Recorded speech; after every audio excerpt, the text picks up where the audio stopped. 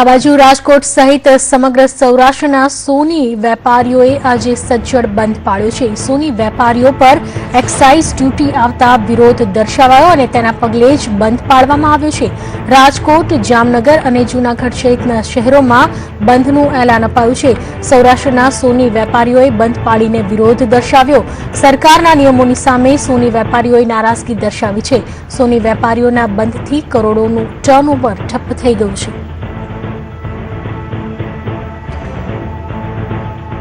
સોની વેપારીઓ પર excise duty આવવાને કારણે તેમણે પોતાનો વિરોધ વ્યક્ત કર્યો અને આ વિરોધના ભાગરૂપે સજ્જડ બંધ પાડવામાં આવ્યું છે। જોકે આ બંધને કારણે કરોડોનું ટર્નઓવર પણ ઠપ થયું છે, પરંતુ જે વિરોધ દર્શાવવામાં આવી રહ્યો છે સોની વેપારીઓ તરફથી રાજકોટ, જામનગર, જૂનાગઢ સહિતના અન્ય સૌરાષ્ટ્રના શહેરોમાં સોની વેપારીઓએ એકજૂટ થઈને બંધ પાડ્યું છે। એક્સાઇઝ ડ્યુટી આવતા તેમણે વિરોધ દર્શાવ્યો અને સરકારના આ નિર્ણયના વિરોધના ભાગરૂપે તેમણે બંધનું એલાન આપ્યું છે।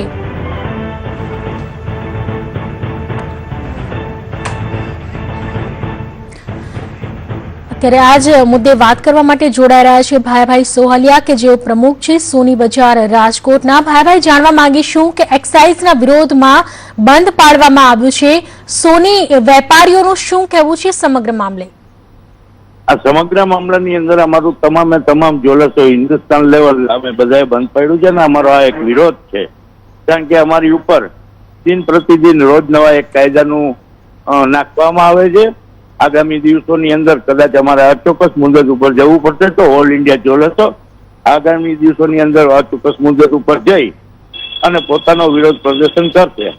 અમારી તો પેલા એવું હતું કે 5 લાખની માગણી હતી, જે લિમિટ અમારી ઈ ઘટાડીને 2 લાખ કરવામાં આવી હતી અને ઈ 2 લાખ કરવામાં આવી હતી એના વિરોધમાં અમે થોડા દિવસો પહેલા પણ અમે બંધ કર્યું હતું। એની વિરોધમાં ગવર્મેન્ટ જઈ અમારી ઉપર 2 કાયદા નાખ્યા, એક ઉપર 2 ફ્રી આપ્યા કે ટીડીએસ અને એક્સાઇઝ।